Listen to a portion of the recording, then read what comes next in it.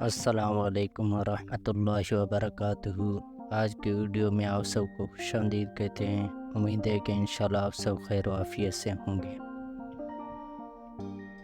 आज का वीडियो है भैंस की जिगरी के बारे में है। भैंस का जिगरा जो है वो खून बनाने से कासिर है, जिसकी वजह से आज हम उसे ये सिरप पिला रहे हैं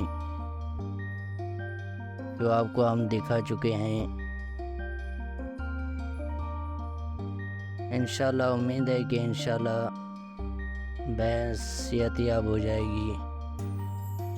याद रहे कि ये जो सिरप हमने भैंस को पिलाई है, ये डॉक्टर के कहने के मुताबिक जानवरों के लिए और इंसानों के लिए, दोनों के लिए फ़ायदेमंद है।